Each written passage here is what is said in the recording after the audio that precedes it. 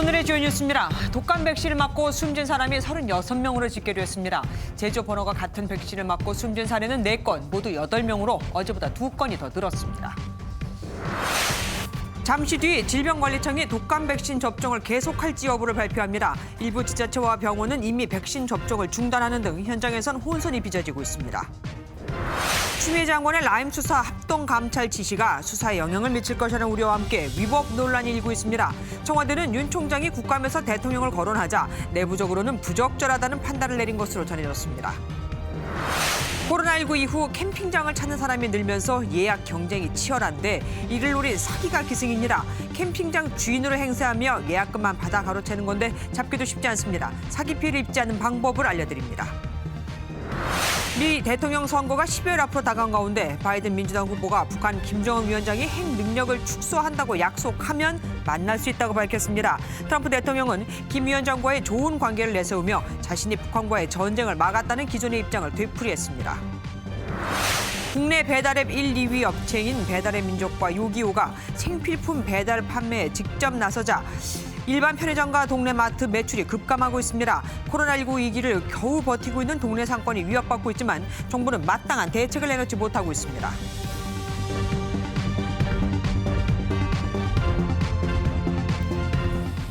코로나19 확진자 수를 전해드리던 게 엊그제 같은데 요즘은 독감 백신 접종 후 숨진 사람 수부터 전해드리고 있습니다. 오늘까지 모두 벌써 36명입니다. 결국 방역당국이 접종을 계속해야 할지 중단시켜야 할지 고민에 빠졌습니다. 격론이 오간 것으로 알려졌는데 회의도 예정 시간인 2시간을 훌쩍 넘겨서 끝났습니다. 충북 오송 질병관리청에 나가 있는 전민석 기자 연결해 보겠습니다. 전민석 기자. 네, 질병관리청입니다. 예, 어떻게 됐습니까? 회의는 끝난 겁니까? 네, 회의는 조금 전인 6시 반에 끝났고요. 지금 오늘 오후 4시부터 시작된 예방접종 전문위원회 회의가 예정 시간을 조금 넘겨서 끝난 겁니다. 당초 오후 7시에 회의 결과를 내놓겠다라고 발표는 해놨지만 이제 지연되면서 오후 8시쯤 결과가 나올 것으로 예상이 됩니다. 공식 브리핑은 없습니다. 결정이 늦어진 건 그만큼 전문가들 사이에서 예방접종을 계속할지 말지를 두고 격론을 벌였기 때문으로 풀이가 됩니다. 예방 전문가들은 백신 접종과 이에 따른 사망의 인과관계를 아직은 확인할 수가 없다면서 계속 접종을 해야 된다라는 주장이 우세합니다. 과거 사례를 봐도 독감 백신 접종이 직접적 원인이 돼서 사망한 경우는 2009년 한 건에 불과하기 때문입니다. 다른 사망 사례는 대부분 독감 백신 접종 때문이 아니라 다른 사연이 있었다는 게 전문가들의 의견입니다. 또 한 가지 지금 접종을 계속해야 하는 이유는 곧 독감 유행기가 다가오기 때문입니다. 백신 접종 뒤 항체 형성이 2주쯤 걸리는데 접종을 중단할 경우 11월 중순으로 예상되는 독감 유행 시기에 대비하기가 어렵기 때문입니다. 독감 사망자가 한 해 3,000명에 이른다는 점을 고려하면 지금 36명의 사망자 때문에 독감 접종을 멈추는 게 매우 위험한 일이라는 게 당국의 판단입니다. 그렇긴 하지만 당장 시민들은 불안합니다. 의사협회에서도 접종 중단을 권고했고 잠시 뒤 전해드리겠지만 일부 지방자치단체에서도 접종을 미룬다고 하지 않았습니까? 네, 그 점이 가장 큰 문제인데요. 전문가적 견해에서 본다면은 백신 접종을 계속하는 게 맞다라고 얘기를 합니다. 백신 자체에 문제가 없으니까 이를 맞지 않을 이유가 없다라는 게 이제 전문가들의 의견인데요. 시민들의 생각은 조금 다릅니다. 당국과 전문가들이 백신 접종과 사망은 관련성이 거의 없다고 충분히 강조는 했지만 사망 신고가 잇따르면서 불안감이 커졌기 때문입니다.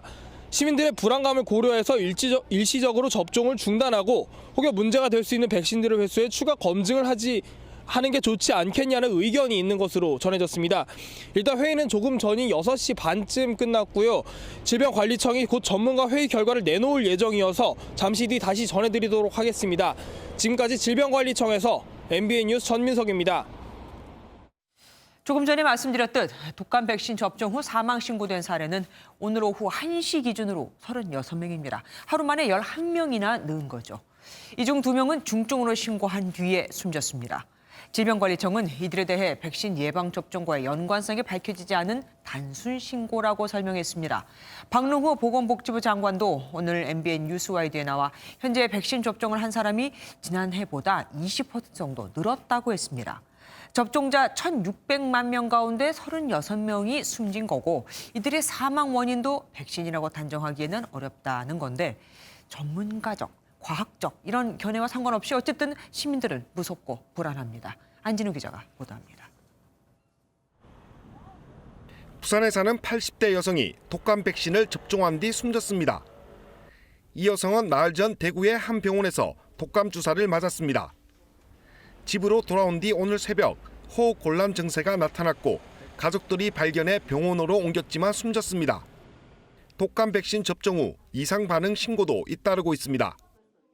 이상 반응 신고는 총 43건이며 이중 중증 이상 반응 신고는 1건이며 중증이신 경우에는 주사 맞은 쪽이나 이런 부분에 약간의 마비나 또는 운동 능력이 저하되는 것들을 호소하셨던 서울 양천구에서도 지난 19일 백신을 맞고 이상 반응을 보인 70대 남성이 다음 날 사망한 사실이 뒤늦게 확인됐습니다. 전남 여수와 경남 산청, 남해에서도 70대와 60대 등 3명이 사망했습니다. 보건당국은 독감 백신 접종과 사망과의 연관성 여부를 조사하고 있지만 뚜렷한 단서를 발견하지 못하고 있습니다. 지난 19일 제주에서 독감 백신을 맞은 뒤 숨진 60대 남성의 사인을 밝히려고 부검했지만 명확한 사망 원인은 알 수 없다는 결과가 나왔습니다. MBN 뉴스 안진우입니다. 결국 독감 백신 접종을 자체적으로 보류하는 지자체까지 생겼습니다. 경상북도 포항시와 서울 영등포구가 그런 건데 질병관리청에서는 그러지 말라고 했죠. 일선 병원에서도 혼선이 빚어졌습니다. 정태진 기자가 보도합니다. 전국 곳곳에서 독감 백신 접종 이후 사망한 사례가 속출하는 가운데 포항시는 오는 29일까지 독감 백신 접종을 일시적으로 보류하기로 했습니다. 독감 백신은 지금 맞아야 되는 게 맞지만 일주일 정도 유보가 필요하다고 생각합니다. 사망자가 발생한 서울 영등포구도 자치구 중 처음으로 독감 백신 접종을 유보해 줄 것을 요청했습니다. 영등포구 보건소는 지역 내 전체 의료기관에 특정 백신의 상품명을 공개하며 독감 백신 접종을 보류해 줄 것을 권고했습니다. 일대 병원에서도 혼선이 빚어졌습니다. 따르는 병원이 있을 거고 안 따르는 병원이 있을 겁니다. 그건 선생님 개개인마다의 선택이기 때문에 원장 선생님마다 다 의견이 갈리시죠. 혼란이 가중되는 가운데 시민들은 불안을 호소했고 의견이 엇갈리기도 했습니다. 불안하죠. 불안하죠. 이거 맞아야 돼 말아야 돼. 죽는 사람이 있는데 실제 불안하잖아요. 살으려고 맞는데 좀 고려했으면 좋겠다. 그거 독감 맞았다고 죽는 것 같지는 않은 것 같긴 하네. 그것 때문에 그런 건 아닌 것 같다고 그러잖아요. 질병관리청은 지자체가 자체적으로 독감 백신 접종 유보 여부를 결정해서는 안 된다는 입장을 밝혔습니다. MBN 뉴스 정태진입니다. 당국은 독감 백신 접종 후 사망 원인을 조사하면서 백신 자체와 문제는 아니라고 선을 그었고 정은경 질병관리청장은 같은 번호의 백신 접종 사망자가 있으면 백신을 봉인하고 접종을 중단하겠다고 했었는데 같은 날 같은 원료로 같은 설비에서 만든 백신을 맞고 숨진 경우가 4건, 모두 8명인 것으로 확인됐습니다. 당국은 일단 제주 1년 번호가 같은 백신의 접종은 중단시키기로 했습니다. 우정환 기자입니다. 독감 백신을 맞고 사망한 사람 중 같은 백신을 맞았던 사례가 늘었습니다. 로트 번호가 같은 백신을 맞고 사망한 경우는 모두 4건입니다.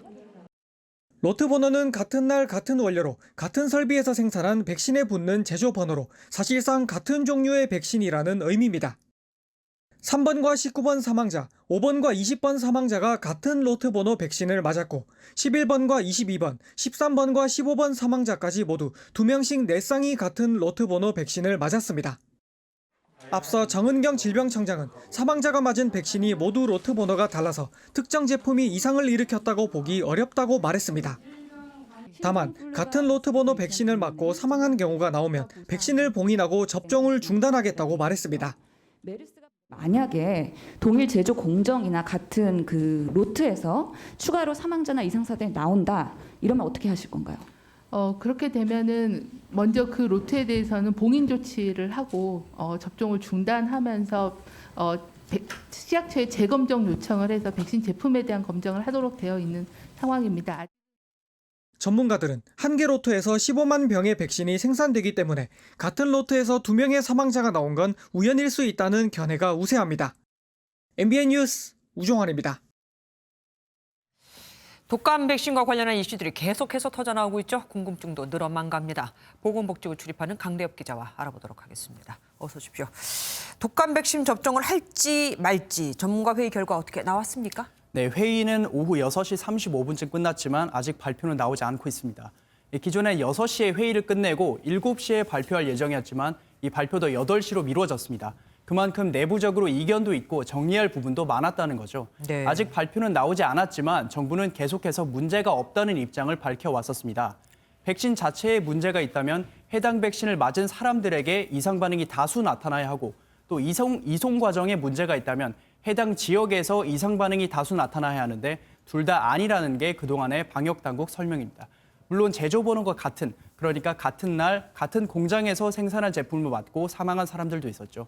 이에 대한 자세한 설명은 8시 이후에야 알 수 있을 것 같습니다. 그러니까 내부 의견 차이가 크니까 지금 결론을 아직도 못 내고 있는 거다. 이렇게 네. 지금 짚어보시고 있는 건데 어쨌든 국민의 불안감도 고려하지 않을 수가 없을 겁니다. 네, 맞습니다. 정부에서는 이 백신 자체에는 문제가 없다는 입장이지만 사망자들이 계속해서 나오면서 불안감을 호소하시는 분들이 많은데요. 또 대한의사협회에서도 어제 백신 접종을 일주일 동안 중단해야 한다고 주장하기도 했습니다. 오늘 박능우 보건복지부 장관이 MBN 뉴스와이드에 출연해서 이와 관련한 발언을 했는데 들어보시죠. 의사협회는 이제 일선에 있는 기업이들 중심이니까 일선에서 들리는 현장의 목소리가 불안해하는 것을 많이 접해서 그러라 저는 생각을 하고. 네, 정부와 의협 사이의 입장이 다른 이유를 설명을 한 건데 그렇지만 백신이 안전하다는 과학적 근거는 확실하다고 덧붙이기도 했습니다.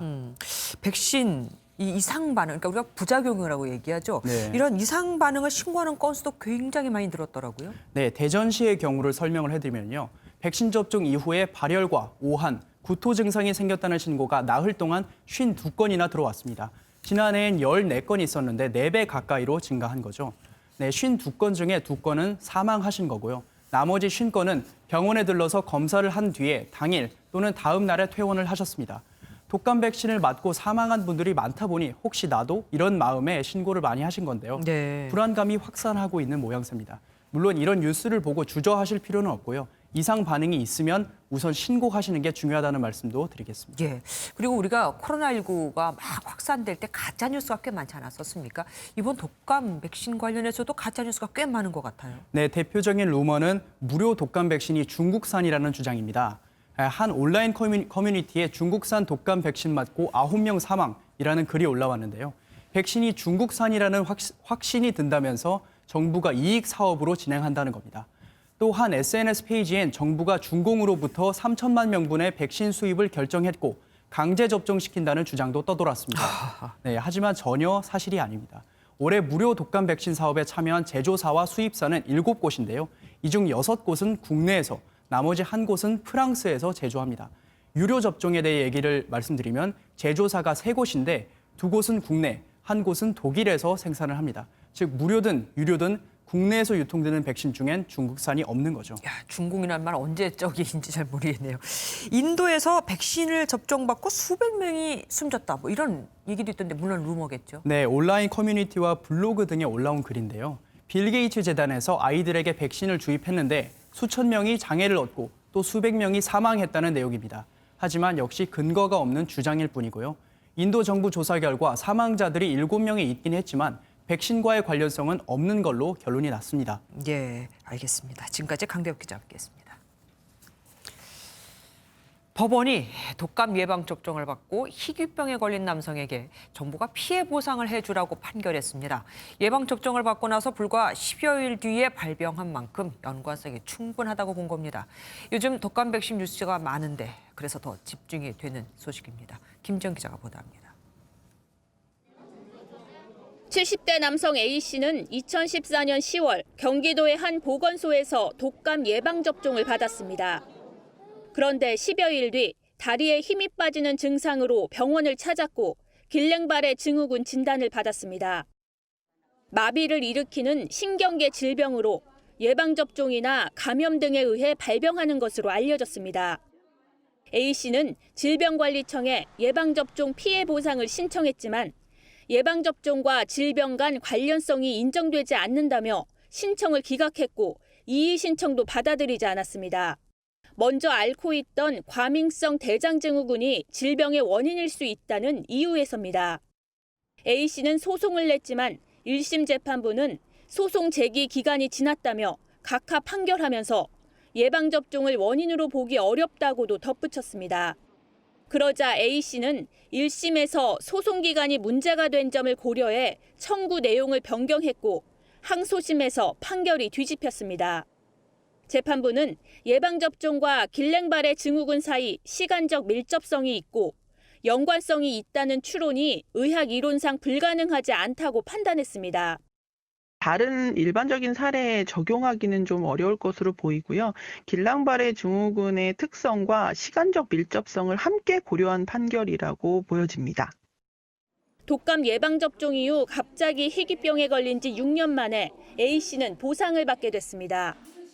MBN 뉴스 김지영입니다. 국내 코로나19 신규 확진자는 155명. 다시 42일 만에 최대치를 기록했습니다.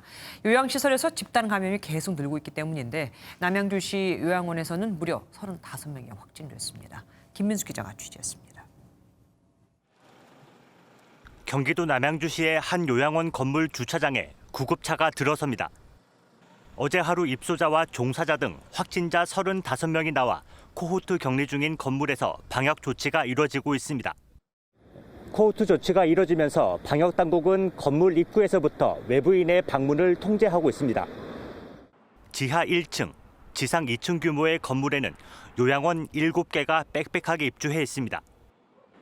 앞서 6개 요양원 가운데 2곳에서도 18명이 확진됐던 적이 있었던 만큼 집단 감염에 취약한 구조입니다. 어제 하루 경기도에서만 98명, 전국적으로는 155명의 신규 확진자가 나와 가을철 재확산 우려가 커지고 있습니다. 박능후 보건복지부 장관은 올 연말쯤 국산 코로나19 치료제 개발을 마치고 내년에는 국산 백신도 나올 수 있을 것으로 내다봤습니다. 국내 개발은 백신의 경우에는 내년 말을 목표로 하고 있습니다. 내년 말에? 네. 예. 치료제의 경우에는 연말 아니면 내년 초 독자적인 개발 치료제. 외국에서는 치료. 다만 백신 개발 전까지 코로나19 장기화가 불가피하다며 대응 전략을 업종 특성과 권역별로 다르게 적용하겠다고 밝혔습니다. MBN 뉴스 김민수입니다. 미국 식품의약국이 항바이러스제인 렘데시비르를 코로나19 치료제로 정식 승인했습니다. 얼마 전 세계보건기구에서 효과가 없다고 했던 바로 그건데 말이죠. 어쨌든 미국은 연말부터 백신 접종을 추진하기로 했습니다. 장명훈 기자입니다. 미 길리어드사의 항바이러스제 렘데시비르가 미 식품의약국 FDA의 정식 사용 승인을 받았습니다. 비상 사용 승인을 받은 지 5개월여 만으로 공인된 유일한 코로나19 치료제가 됐습니다. 이번 승인으로 중증 입원 환자만을 대상으로 보조 치료제로 사용되어 온 렘데시비르가 입원을 요하는 다른 코로나19 환자들에게도 사용될 전망입니다. 렘데시비르는 원래 에볼라 치료제로 개발됐지만 코로나19 바이러스 증식을 억제하는 효과가 있는 것으로 알려지면서 주목받았습니다. 코로나19에 감염된 트럼프 미 대통령이 투약받은 치료제 중 하나이기도 합니다. 다만 세계보건기구 연구 결과에서는 렘데시비르가 환자의 입원 기간을 줄이거나 사망률을 낮추지 못한 것으로 나타나 논란은 여전합니다. 백신 개발도 막바지 속도를 내고 있습니다. 부작용 우려로 중단됐던 다국적 제약사 아스트라제네카와 존슨앤존슨의 백신 후보 물질 임상 3상 시험이 이번 주 재개될 것으로 알려졌습니다. 미국은 이르면 연말쯤 취약계층부터 접종을 추진하기로 했습니다. I believe a very good likelihood within the next couple of months of having at least one vaccine directed against SARS-CoV-2 that will be found to be safe and effective in phase 3 trials of tens of thousands of individuals. 백신 접종을 서두르는 건 미국의 상황이 더욱 악화하고 있기 때문입니다. 최근 들어 하루 신규 확진자 수가 6만 명 안팎에 달하고 있고 그제는 하루에 1,000명 이상이 코로나19로 숨졌습니다. MBN 뉴스 장명훈입니다. 추미애 법무부 장관이 어젯밤에 라임 옵티머스 수사에 대한 감찰을 지시했습니다. 여기서 혹 윤 총장에게 지휘 책임을 물을 수 있는 단서가 나온다면 총장에 대한 감찰로 이어질 수도 있겠죠. 아마 윤 총장이 어제 법무부 장관의 부하가 아니다, 수사 지휘권 발동은 비상식적이다고 한 게 추 장관을 건드렸을 겁니다. 논란이 된 수사 지휘권의 핵심은 검찰청법 제8조입니다. 법무부 장관을 검찰 사무의 최고 감독자로 명시하면서 구체적 사건에 대해선 검찰총장만을 지휘 감독하도록 하고 있는데 이 조항 하나를 두고 동상이몽인 겁니다. 법무부는 추 장관이 SNS에 밝혔듯 검찰총장도 장관의 지휘를 받는 공무원이고 수사 지휘권은 법적으로 보장된 장관의 권한이라는 입장. 청와대도 불가피한 조치였다며 추 장관의 손을 들어준 바 있죠. 하지만 법조계에서는 수사 지휘를 넘어 아예 검찰총장의 지휘권을 박탈하는 건 과하다는 의견이 많습니다. 검찰총장을 통해서만 구체적인 사건을 지휘 감독할 수 있게끔 했는데 아예 총장을 배제해버리고 장관이 직접 사건을 지휘하는 게 되는 거냐 이거죠. 그러니 추 장관이 법무부와 대검감찰부의 합동 감찰을 지시한 건 역시 논란이 되는 겁니다. 심지어 현재 수사가 진행 중인 사안을 감찰하는 게 말이 되느냐 이거죠. 민지숙 기자가 보도합니다. 대검찰청 국정감사가 진행 중이던 어제 저녁 추미애 법무부 장관은 라임 사건 관련 감찰을 추가로 지시했습니다.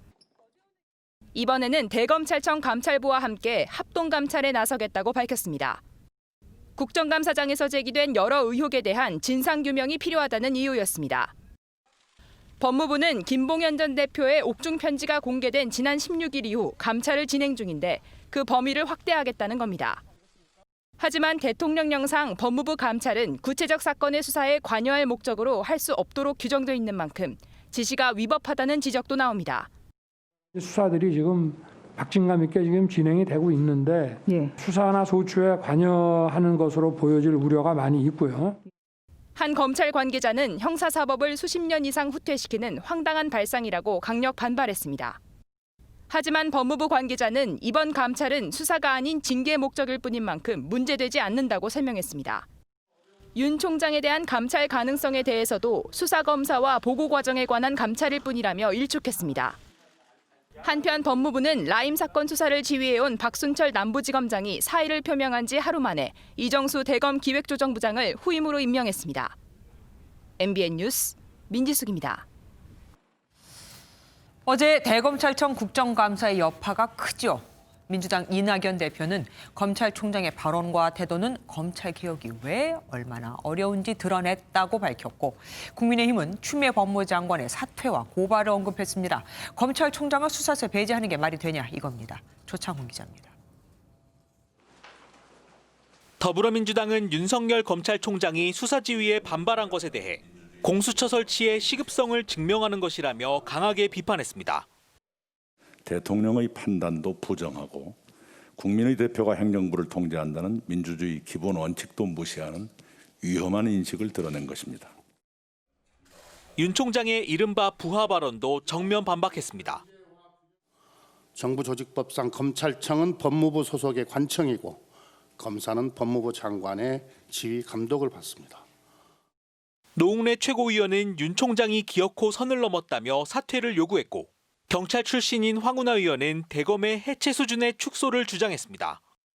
국민의힘은 추미애 법무부 장관이 검찰총장의 지휘권을 부당하게 박탈했다며 검찰청법 위반 혐의로 고발하는 방안을 고민하고 있습니다. 검찰을 파괴하고 정권을 지키는 공이 높으니 그만하면 만족함을 알고 그만두는 것이 좋겠습니다. 박상기 전 법무장관이 조국 전 장관의 선처를 물었다고 밝힌 것에 대해서도 청탁금지법 위반 여부를 검토 중입니다. 국민의힘은 추 장관의 수사지휘 배경이 의심스럽다며 옵티머스 라임펀드 사건에 대한 특검을 수용하라고 압박했습니다. MBN 뉴스 조창훈입니다. 윤석열 검찰총장이 퇴임 후 사회와 국민에 봉사할 방법을 고민하겠다 한 걸 두고 정치권이 시끄럽습니다. 아니 아주 민감하게 반응했죠. 야권 대선 후보로 거론되는 상황에서 정치 입문 가능성이 점쳐졌기 때문입니다. 최형규 기자가 모아봤습니다. 대검찰청 국정감사에서 윤석열 검찰총장은 정계 진출 의향을 묻는 질문에 말씀드리기 어렵다면서도 여지를 남겼습니다. 우리 사회와 국민들을 위해서 어떻게 봉사할지 그런 방법은 좀 천천히 퇴임하고 나서 한번 생각해 보겠습니다. 윤 총장이 지난해 7월 인사청문회에서 정치할 생각이 없다고 딱 잘라 말했다는 점을 감안하면 미묘한 변화입니다. 정치권은 민감하게 반응했습니다. 더불어민주당은 윤 총장이 검찰이라는 조직을 끌고 정치에 뛰어드는 것이라며 정치 행위를 하고 있다고 비판했습니다. 윤 총장 개인의 공직자로서도 해서는 안 될 일이지만 검찰 조직을 상처내고 흔드는 일입니다. 김종인 국민의힘 비대위원장은 반드시 정치를 한다고 단정할 수 없다고 말했고 주호영 원내대표도 말을 아끼며 조심스러운 모습을 보였습니다. 자꾸 정치할 가능성을 언급함으로써 그분들의 순수성이나 이런 것을 왜곡하는 결과를 가지고 오기 때문에 아예 그런 질문을 안 하는 게 좋다고 생각합니다. 윤 총장은 최근 차기 대선주자 선호도에서 야권주자 중에서는 안철수 국민의당 대표에 이어 2위를 기록하며 야권 지지층의 기대를 받고 있습니다. 윤 총장이 공언한 대로 검찰총장 임기를 채우고 나면 내후년 3월 대선까지 8개월이 남게 됩니다. MBN 뉴스 최영규입니다. 윤석열 검찰총장이 국정감사에서 대통령을 언급한 데 대해 청와대는 부적절했다고 보고 있습니다. 불쾌, 심지어 격앙하는 분위기도 감지될 정도였죠. 임기를 마치라고 누가 전달했는지도 모르겠고 했다 하더라도 그걸 왜 공개하냐 이겁니다. 최종락 기자가 보도합니다. 적절한 메신저를 통해 가지고 흔들리지 말고 임기를 지키면서 소임을 다하라고 말씀을 전해 주셨습니다. 지난 4월 총선 이후 문재인 대통령이 윤석열 검찰총장을 만난 것은 6월 반부패 정책협의회. 당시 문 대통령은 윤 총장 언급 없이 검찰개혁과 관련해 법무부와 검찰의 협력을 강조했습니다. 인권수사 원년으로 만들겠다는 각오대로 서로 협력하면서 과감한 개혁 방안을 마련하여 국민들이 변화를 체감할 수 있게 해주기 바랍니다. 윤 총장이 메신저를 통해 전달받았다고 밝힌 만큼 청와대는 누가 전달했는지도 조사한 것으로 알려졌습니다. 하지만 윤 총장에게 임기를 지키라는 메시지를 전달한 인사는 담당인 민정수석실 등을 포함해 없는 것으로 파악됐습니다. 이와 관련해 청와대 관계자는 부적절한 발언이라는 반응을 보였지만 검찰총장과의 진위 공방으로 비칠 수 있어 공식 입장을 표명하지는 않았습니다. 결국 청와대는 임명권자인 대통령까지 거론하며 윤 총장이 자신의 뜻을 대변한 것은 어떤 식으로든 잘못이라는 분위기입니다.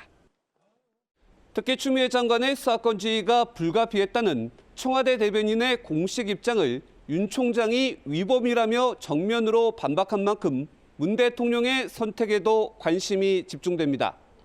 MBN 뉴스 최중락입니다. 중부고속도로에서 4중 추돌 사고가 발생했습니다. 사고를 보고 멈춰선 화물차를 관광버스가 그대로 들이받은 건데 2명이 숨지고 18명이 다쳤습니다. 김영현 기자입니다. 관광버스 앞부분이 완전히 부서졌습니다. 버스에 타고 있던 승객이 창문 사이로 연결한 사다리를 통해 탈출합니다. 중부고속도로 부산 방향 서청주 IC 인근에서 4중 추돌 사고가 발생했습니다. 사고는 승용차 2대가 부딪히면서 시작됐습니다. 그리고 뒤따르던 25톤 화물차가 속도를 줄여 멈춰섰지만 그 뒤를 관광버스가 들이받았습니다. 운전석에 그 운전기사 구조 작업을 하고 있었고 승객들은 다 갓길로 나와 있었고요. 이 사고로 버스 기사와 승객 1명이 숨지고 또 다른 승객 18명이 다쳐 병원으로 옮겨졌습니다. 당시 사고 수습으로 이 도로가 전면 통제되면서 1시간 넘게 차량 정체가 빚어졌습니다. 버스 승객들은 충북 옥천의 농민들로 강원도 평창에서 열린 한국농업경영인 전국대회에 참석한 뒤 집으로 돌아가는 길이었습니다. 사고 난 걸 보고서는 화물차가 이제 정차하는데 그 순간에 뒤에서 버스가 추돌한 거죠. 경찰은 목격자 진술을 토대로 정확한 사고 경위를 조사하고 있습니다. MBN 뉴스 김영현입니다. 술을 마시고 파출소에서 행패를 부린 혐의로 체포된 60대 남성이 경찰서 안에서 극단적인 선택을 해 의식불명에 빠졌습니다. 당시 당직 형사가 있었지만 술에 취해서 그냥 자는 줄 알았다고 합니다. 이재호 기자입니다. 경기도 화성 서부경찰서에서 60대 남성이 극단적 선택을 한 건 오늘 오전 6시 40분쯤입니다. 남성은 극단적 선택 시도 후 병원으로 옮겨졌지만 아직 의식을 되찾지 못하는 것으로 알려졌습니다. 해당 남성이 극단적 선택을 할 당시 당직팀 형사 한 명이 있었지만 별다른 낌새를 알아채진 못했습니다. 3, 40분 또 소리치고 그랬나 보더라고요. 들더니 잠이 든 거예요. 누워서 잠자고 있으니까 형사 입장에서 자고 있다고 생각하고 근데 CCTV를 돌려본 경찰은 해당 남성이 새벽 3시 반쯤 소란을 멈추고 피의자 대기석에서 누워 잠을 청했다가 3시간 뒤 극단적 선택을 했다고 밝혔습니다. 근무 중이던 경찰관은 9분이 지난 뒤에서야 이 사실을 알아챘습니다.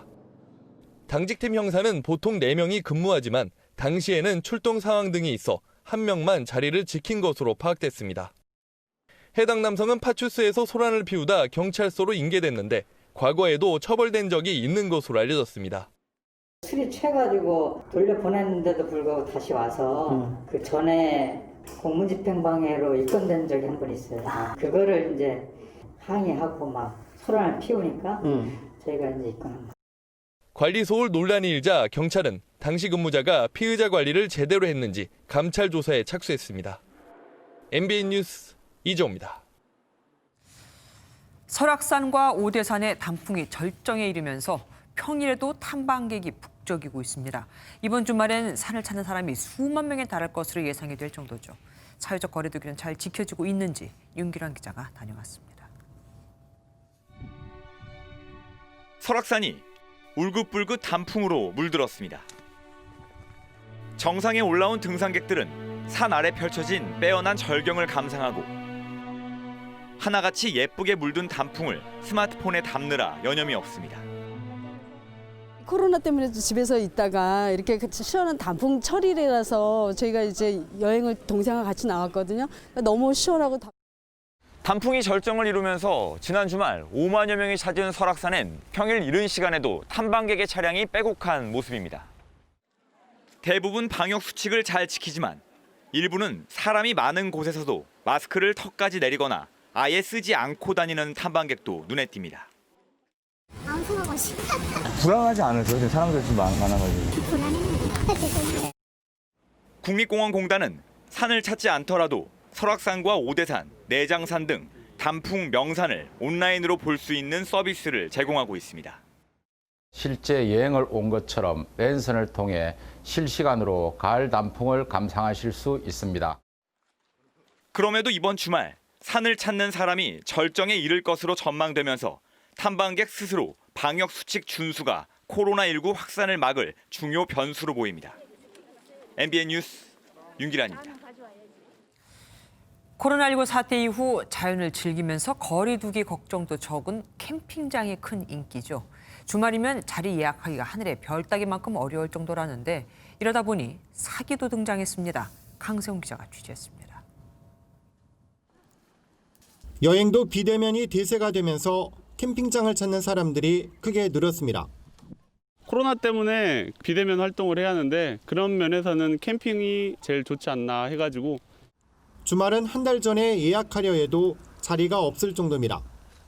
뭐 한 4, 5일 남겨놓고 예약이 마감이 됐다. 지금은 한 달 전부터 예약이 마감이 돼버리는 거예요. 캠핑장 자리 잡기가 어렵다 보니 수개월치 비용을 한꺼번에 주고 이렇게 자리를 장기간 임대하는 이른바 장박도 늘고 있습니다. 장박도 예약 경쟁이 치열한데 이를 노린 사기 수법이 등장했습니다. 캠핑 동호회 카페에는 사기를 당했다는 글이 잇따르고 있습니다. 캠핑장 주인을 행세하며 돈만 받아 가로채는 겁니다. 이 여성도 최근 수십만 원을 떼일 뻔했습니다. 장박을 이제 할 수 있다는 글을 보고 이제 연락을 드렸더니 5개월치를 빨리 입금을 해주셔야지 먼저 예약을 해줄 수 있다고 해가지고 제가 75만 원 입금하려고 하는데 입금 전에 계좌번호를 확인했더니 이른바 대포통장인 사기 의심 계좌였습니다. 이들 수법은 주로 각 캠핑장 카페를 돌아다니면서 장박을 문의하시는 분들께 캠장 또는 캠지기로 위장하며 카페 채팅을 보내는 방식으로 접근합니다. 캠핑장을 예약할 때는 주인과 직접 통화하고 공지된 예금주와 계좌번호를 대조하는 게 좋습니다. MBN 뉴스 강세훈입니다. 조국 전 법무부 장관의 유재수 감찰 무마 의혹 재판의 증인으로 나온 박형철 전 청와대 비서관이 깜짝 발언을 내놨습니다. 유재수 전 부시장의 혐의가 입증됐는데도 당시 조국 전 민정수석이 감찰 중단을 지시했다. 감찰 반원들이 황당해할 정도였다면서 결정적인 증언을 내놓은 겁니다. 박자한 기자가 보도합니다. 유재수 전 부산시 경제부시장의 감찰 무마 의혹과 관련해 당시 근거가 약해 감찰을 중단했다고 한 조국 전 법무부 장관. 민정수석 때 함께 일했던 박형철, 백원우 전 청와대 비서관의 증인 신문을 앞두고선 말을 아꼈습니다. 오늘은 두 동료 비서관의 피고인 신문이 있는 날입니다. 이런 날에 제가 몇 마디 하는 것은 예의에 어긋난다고 봅니다.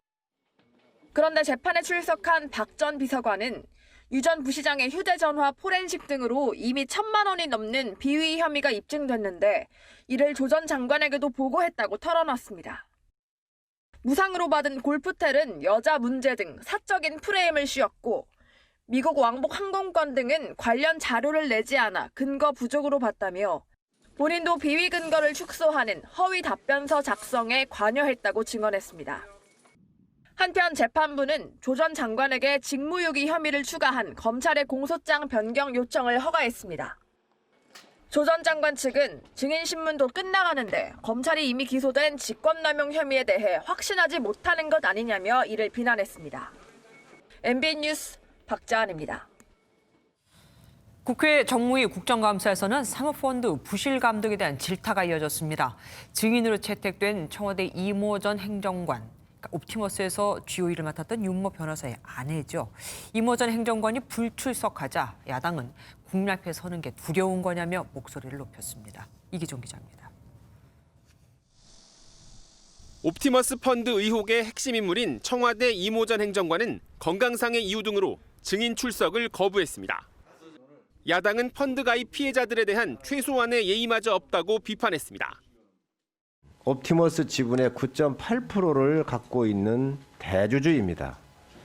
공공기관 매출 채권 문서를 위조한 윤모 변호사의 부인이기도 하고 국민 앞에 서는 것이 두려웠기 때문에 피한 거 아닌가 하는. 금융당국에 대한 질타도 이어졌습니다. 2015년에 사모펀드와 관련된 여러 규제들을 많이 이제 완화를 했죠. 그 뒤로 사실 이런 부실 또는 위법, 탈법, 불법 사모펀드를 둘러싼 이런 행위들이 계속 발생하고 있습니다. 환매 중단 사태가 터질 때까지 이상 징후를 포착하지 못한 것도 지적했습니다. 지금 옵티머스가 3년이 넘는 기간 동안 대국민 사기를 치는데 이 금융당국에서 전혀 적발하지 못하는 상황이 지금 우리 국민들이 납득하신다고 봅니까? 금융위 금감원 전체적으로 그런 부분을 발견하지 못한 거에 대해서는 결과론적으로 보면은 이런 가운데 야당은 NH투자증권 정영채 사장을 위증죄로 고발해야 한다고 주장했습니다. 정 사장은 지난 13일 옵티머스 측 연락을 받은 적이 없다고 증언했다가 16일 열린 농해수위 국감에서는 연락을 받아 실무자에게 소개했다고 말했습니다. MBN 뉴스 이기종입니다. 옵티머스 펀드 연루 의혹에 대해 이재명 경기지사와 김은혜 국민의힘 의원이 설전을 벌였습니다. 국민의 짐이다, 경기도의 짐이다. 서로 깎아내리기 바빴습니다. 김순철 기자입니다. 이재명 경기도지사가 자신의 SNS에 글을 올려 김은혜 국민의힘 의원을 강력 비난했습니다. 지난 20일 경기도 국정감사에서 자신과 옵티머스 자산운용 연루 의혹을 제기한 김 의원이 일부 표현상의 문제를 악의적으로 왜곡하고 사실을 조작했다는 겁니다. 김 의원은 한 언론을 통해 경기도가 봉현 물류단지 사업과 관련해 국토부에 자원 조달 계획 자문을 요청한 사실이 없다고 주장한 바 있습니다. 이에 이 지사는 국토부의 자금 조달 계획 변경에 따른 실수요 검증을 받아야 하는지 여부를 검토 요청했다고 밝혔습니다. 그러면서 왜곡 조작하는 건 실력이 없거나 악의적이거나 둘 중 하나라며 그래서 국민의 짐 소리를 듣는 것이라고 비꼬았습니다. 김 의원도 지지 않고 맞받았습니다. 자신이 거짓 증언했느냐고 말한 적이 없고 표현상 문제를 지적하거나 악의적으로 사실을 왜곡하지 않았다는 겁니다. 그러면서 흥분을 가라앉히시길 권한다며 경기도의 짐이 되지 않도록 품격 있는 정치 문화를 만드는 데 이 지사께서 앞장서 주시리라 믿는다고 밝혔습니다. MBN 뉴스 김순철입니다. 미국 대통령 선거가 10여일 앞으로 다가온 가운데 트럼프 대통령과 바이든 민주당 후보 간 마지막 TV 토론회가 열렸습니다. 특히 북한 문제를 두고 두 후보가 격돌했는데 바이든 후보는 트럼프 대통령이 북한에, 그러니까 폭력배에게 정당성을 준 거라고, 북한이 핵 능력을 축소하면 만날 수 있다고 밝혔습니다. 신혜진 기자입니다. 90분 동안 이어진 미 대선 마지막 TV 토론을 뜨겁게 달군 화두는 대북 문제였습니다. 유력 대선 주자 바이든 후보는 김정은이라는 폭력배에 트럼프 대통령이 정당성을 부여했다고 비난했습니다. 그렇지만 북한이 비핵화를 약속한다면 만날 수 있다며 북미 회담 가능성을 열어뒀습니다. On the condition that he would agree that he would be drawing down his nuclear capacity to get the Korean Peninsula should be nuclear-free zone. 트럼프 대통령은 김정은과 좋은 관계를 내세우며 대북 정책의 성과에 대해 자화자찬했습니다. But he probably thinks the same thing about me. We have a different kind of a relationship. We have a very good relationship, and there's no war. 자신이 전쟁을 막아 서울 시민 3,200만 명의 목숨을 구제했다고 주장하기도 했습니다. 두 후보는 서로 약점을 파고들며 격돌했습니다. The emails, the horrible emails of the kind of money that you were raking in, you and your family. And Joe, you were vice president when some of this was happening. 220,000 Americans dead. Anyone who's responsible for that many deaths should not remain as president of the United States of America. 최근 의혹이 불거진 러시아와 이란의 미 대선 개입 시도에 대해선 서로 피해를 보고 있다며 맞섰습니다. 대선 전 마지막 TV 토론에서 양측 모두 결정적인 한 방은 없었다는 평가 속에 CNN 방송은 승자로 민주당 바이든 후보를 꼽았습니다. MBN 뉴스 신혜진입니다. 미국 대선 결과에 따라 대북 정책의 향방이 달라지는 만큼 우리 정부도 관심이 클 수밖에 없습니다. 이인영 통일부 장관은 바이든 후보가 당선되더라도 대북 포용 정책을 펼칠 수 있을 거라고 밝혔습니다. 오지혜 기자입니다. 통일부 국감에 출석한 이인영 통일부 장관은 바이든 후보의 대북 정책 방향이 클린턴 정부의 페리 프로세스에 가까울 수 있다고 예상했습니다. 클린턴 말기 때 대북 접근했던 그런 정책 기조라든가 페리 프로세스로 구체화되는 과정들, 정책적인 합리성들이 분명히 있는 것들이기 때문에 주목해서 봐야 한다고 생각합니다. 페리 프로세스는 북한 방문 뒤 수교 직전까지 가며 호혜 관계 구축을 이끈 보고서인데 우리 정부의 현재 기조와 비슷합니다. 이 장관은 또 서해 공무원 피격 사망 사건에도 판문점 견학 재개 등 이딴 대북 유화책을 펼친다는 지적도 반박했습니다. 비둘기만 보이니까 사실 전략도 단조롭고 북한도 우리를 대하는데 큰 매력도 못 느끼고 고민도 안 하는 거 아닌가? 그러니까 저를 비둘기로 보셔도 좋고 그렇습니다만 비둘기 치고는 꽤 센 얘기들도 최근에 했다는 점을 의원님이 잘 알고 계시지 않습니까? 이런 가운데 피살 공무원형은 북한이 시신 수색 활동에 경고를 보내는 통신 녹취를 공개했습니다. 너희 한나라 기본 추격을 침모한다. 이탈 시대의 중으로 발생하는 범죄의 책임은 너희들의 죽음을 엄중 경고한다. 우리는 우리 관할 해역에서 우리 국민 탐색 활동 중이다. 귀척은 더 이상 우리 관할 해역에서 정상 활동에 대해 억지 조정은 하지 마라. 유족 측은 남북 통신망이 없다는 정부 설명에 대해 국제상선 통신망을 통해 소통할 수 있었다고 의혹을 제기했습니다.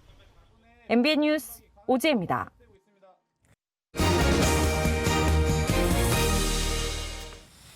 황사가 물러간 자리에 초겨울 추위가 찾아왔습니다. 올가을 첫 한파특보가 내려졌고 얼음이 관측되는 곳도 있습니다. 권영범 기자가 보도합니다. 두꺼운 외투를 입고 목도리와 장갑까지 챙긴 시민들이 출근길 발걸음을 재촉합니다. 찬바람에 머리가 날리자 몸을 움츠려 보지만 추위를 막기엔 역부족입니다. 절기상 서리가 내린다는 상강인 오늘 전국이 대체로 맑은 가운데 내륙을 중심으로 실제로 서리가 내리고 얼음이 얼었습니다. 날씨가 오랜만에 너무 맑고 깨끗해가지고 운동하러 나왔거든요. 조금 쌀쌀해진 것 같아서 따뜻하게 입고 다녀야 될 것 같아요. 중부 내륙과 남부 산지 아침 기온은 영하로 떨어졌고 낮 기온도 15도 이하로 온종일 쌀쌀했습니다. 기온이 하루 새 10도가량 떨어진 경기 북부와 강원 영서 북부에선 올가을 첫 한파특보까지 내려졌습니다. 강원 북춘천 관측소에선 처음으로 얼음도 관측됐습니다. 지난해보다 7일 빠른 겁니다. 북서쪽에서 매우 찬바람이 강하게 불어오고 맑은 날씨에 밤사이 기온이 내려가는 효과까지 더해졌는데요. 추위는 내일 아침 절정에 다다랐다가 점차 풀리겠지만 모레까지 아침 기온이 5도 이하에 머무르는 곳이 많을 전망입니다. MBN 뉴스 권용보입니다. 새 임대차법 시행 이후 전세 물건이 급격히 줄면서 전세난이 계속되고 있는데 이제는 월세 대란 조짐마저 감지됩니다. 지난달 서울 아파트 월세 지수가 통계 집계 이후 가장 많이 뛰었거든요.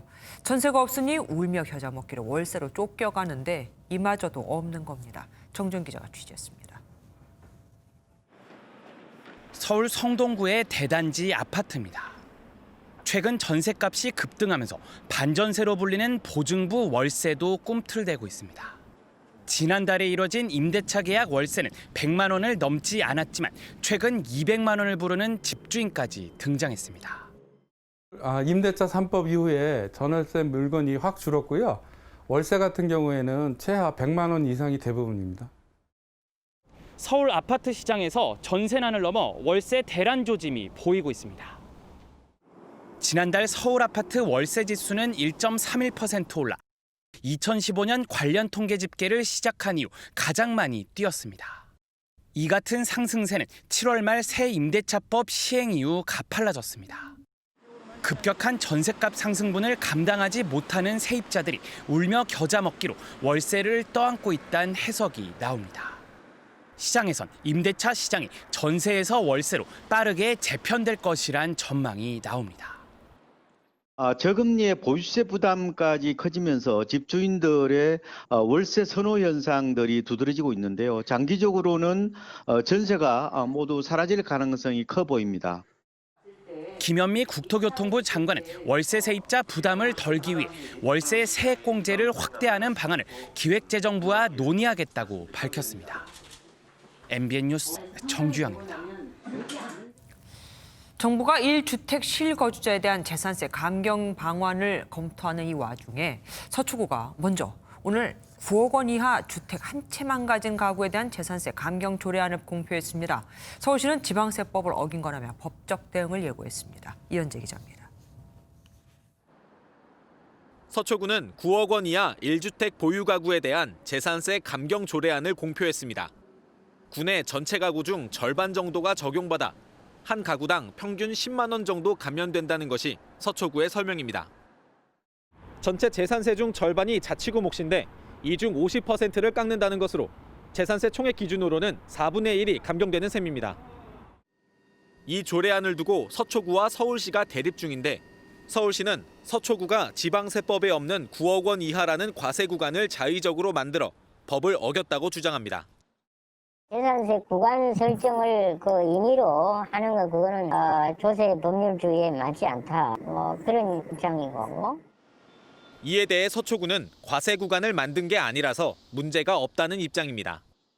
저희들은 지방세법 111조 3항에 의거해서 세금을 감경하는 겁니다. 과세 구간을 신설하지 않았습니다. 서울시는 다른 24개 자치구와의 형평성 문제도 있다며 대법원 제소나 집행정지 신청 등 법적 대응을 예고했습니다. MBN 뉴스 이현재입니다. 코로나19로 배달이 늘면서 편의점 매출도 덩달아 는 줄 알았는데 실상은 다른가 봅니다. 국내 1, 2위 배달업체인 그러니까 배달업계의 90%를 차지하는 배달의 민족과 요기요가 직접 판매 나서면서 동네 편의점의 매출을 잠식하고 있는 겁니다. 마땅한 제재 규정도 없습니다. 김문영 기자가 취재했습니다. 경기 부천에서 3년째 편의점을 운영해온 이우성 씨. 매월 배달 주문만 100만 원어치 이상 꼬박꼬박 들어왔는데 최근엔 주문량이 절반 가까이 줄었습니다. 매출이 급감한 건 지난 6월 부천에 배달의 민족 자체 물류센터인 B마트가 들어선 직후부터입니다. 주말에는 한 10건 정도, 10건에서 많으면 20건까지도 이렇게 왔었던 적이 있는데 주말에도 한두 건 정도로 빠졌고 생기고 나서 바로 매출이 곤두박질 치기 시작하더라고요. 배달의 민족과 요기요가 생필품을 직접 구매해 자체 물류센터인 B마트와 요마트를 통해 판매에 나서면서 편의점 업계가 타격을 받은 겁니다. 배달의 민족 B마트와 요기요의 요마트는 이렇게 각각 배달앱의 최상단에 노출되어 있습니다. 그 사이 최근 6개월간 이렇게 편의점 한 점포당 하루 배달 건수는 5배가량 줄어들었습니다. 배달업체들은 틈새 시장을 겨냥한 신사업이라고 주장하지만 주력 제품이 동네마트 등과 사실상 겹칩니다. 거의 겹친다고 보셔야 될 것 같습니다. 거래 안 하는 품목들이 없지 않습니까? 식품류들 같은 경우에는 확실히 떨어진 게 보이는 수준이고요. 하지만 주무부처인 중소벤처기업부는 온라인 플랫폼 소매업은 규제 대상에서 빠져 있다며 뒷짐만 지고 있는 상황. 대형 쇼핑몰들은 새롭게 입점을 하거나 그렇지 않으면 판매 품목을 확대할 경우에는 그 주변 상인들과 협의 조정을 하게 돼 있거든요. 그런데 지금 배달 플랫폼 사업자들은 아직 조정하는 절차가 빠져 있습니다. 그래서 코로나19 위기를 배달로 극복하려던 동네 상권이 규제에서 벗어난 외국계 업체로부터 더 큰 위협을 받으면서 보완책 마련이 시급하다는 지적입니다. MBN 뉴스 김문영입니다. 차량 관리도 이제 비대면이 대세입니다. 주차장에 차를 세워만 놓으면 기름도 넣어주고 타이어도 교체해줍니다. 직원과 마주치지 않아도 되고 차주는 그 시간에 자기 일을 할 수도 있습니다. 이혁근 기자가 취재했습니다. 주차장에 차를 세워놓고 출장 세차 서비스를 신청했습니다. 차 안에 키를 두고 또 다른 키로 문을 잠근 상태입니다. 원격 문 열기를 이용하면 직원과 대면하지 않고도 차를 맡길 수 있습니다. 직원은 인근 주유소로 차를 가져가 꼼꼼하게 세차를 시작합니다. 스마트폰 앱으로 미리 결제를 해놓으면 기름까지 넣어줍니다. 직접 세차장을 찾지 않아도 된다는 장점과 주유 대행 서비스까지 누릴 수 있어 일석이조라는 반응입니다. 또 다른 주차장에선 타이어 교체 작업이 한창입니다. 차를 들어 올리고 전문가가 그 자리에서 헌 타이어를 새 타이어로 갈아 낍니다. 비대면 방문 교체 서비스를 런칭한 이후에 저희가 2분기 대비 3분기 이용률이 10배 이상 증가했습니다. 출장 차량 관리 서비스는 특히 여성들의 반응이 좋습니다. 코로나로 시작된 비대면 서비스가 소비자 기호에 맞게 영역을 확장해 가고 있습니다. MBN 뉴스 이혁근입니다.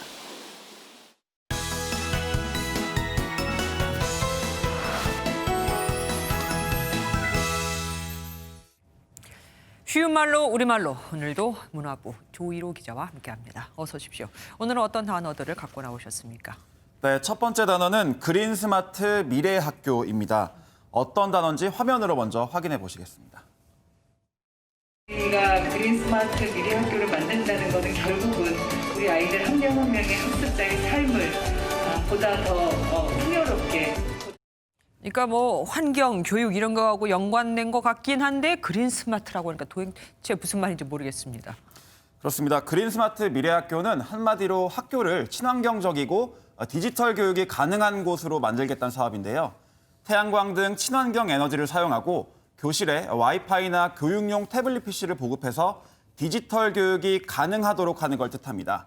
최근 정부가 그린 스마트 미래 학교를 한국판 뉴딜 10대 핵심 과제 중 하나로 선정할 만큼 적극적으로 추진하고 있는데 단어만 봐선 무슨 뜻인지 알기가 쉽지 않은 게 사실입니다. 그러면 이 그린 스마트 미래 학교는 어떻게 바꾸면 됩니까? 뭐 녹색, 초록색? 뭐 어떻게 하죠? 네, 그린 스마트 미래 학교는 친환경 첨단 학교라고 바꾸면 좋을 것 같습니다. 예. 친환경 설비와 고성능 인터넷 시설을 갖춘 학교라는 뜻이죠. 우리말로 하니까 확 와닿습니다. 다음 바꿔볼 말 어떤 거 준비하셨습니까? 다음은 블렌디드 러닝입니다. 오늘 이렇게 다 어렵습니까? 그렇습니다. 블렌디드 러닝은 코로나 이후에 등교 수업이 부담스러워지면서 교육부가 적극 추진하고 있는 정책인데요. 블렌디드는 영어로 혼합돼 있다는 뜻입니다. 온라인 재택 수업과 오프라인 등교를 병행하는 방식을 뜻하죠. 그러니까 온라인과 오프라인을 병행한다, 그러니까 합친다라는 얘기, 그 뜻은 알겠습니다. 이걸 어떻게 바꾸죠, 우리말로? 네, 블렌디드 러닝은 온오프라인 연계 교육으로 하면 좋을 것 같습니다. 근데 온오프도 이 영어 아닙니까? 그렇습니다. 좋은 지적을 해주셨는데요. 잠시 설명을 드리자면 현행 우리말 정책은 모든 영어를 전부 한글로 바꾸자는 게 아닙니다. 다만 무분별하게 남용되는 외래어를 순화해서 최대한 쉽게 쓰자, 이게 본래 취지거든요.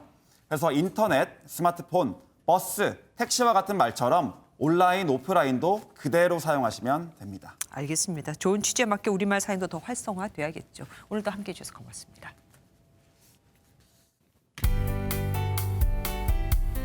서리가 내린다는 절기 상강인 오늘 전국이 이른 겨울이 찾아온 듯 추웠습니다. 주말인 내일은 오늘보다도 기온이 더 내려가서 이번 추위의 절정이 될 텐데요.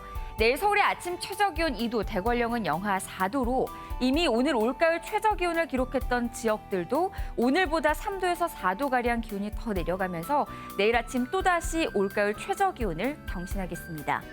찬바람이 몰려와 오늘 전국이 다시 맑은 하늘을 되찾았는데요. 주말 동안도 전국의 대기질은 좋음에서 보통 단계를 보이면서 미세먼지 걱정은 안 하셔도 되겠습니다. 중부지방 하늘은 맑겠지만 아침 기온 오늘보다 더 내려가면서 올가을 최저기온을 기록하겠습니다. 서해안과 제주, 강원 산지를 따라서는 내일도 바람이 무척 강하게 불겠는데요. 동부 지역도 밤사이 기온이 더 떨어져서 내일 아침 춥겠고 하늘은 맑겠습니다. 추위는 주말인 내일이 고비입니다. 모레부터는 다시 기온이 오르겠습니다. 날씨였습니다. MBN 선정한 연장의 사진입니다. 나이가 먹을수록 오래된 친구를 찾는다. 사람만의 얘기가 아니었습니다. 침팬지도 늙어가면서 새 친구를 사귀기보다는 아주 친했던 친구들로 접촉 범위를 좁힌다고 하네요. 아무리 유전자가 비슷하다고 해도 그래도 인간이 나아야겠죠. 깊어가는 가을, 내 주변에 어떤 값진 지인이 있는지 찬찬히 되돌아보는 것도 좋을 듯합니다. MBN 종합뉴스 여기서 마치겠습니다. 함께해 주신 여러분 고맙습니다.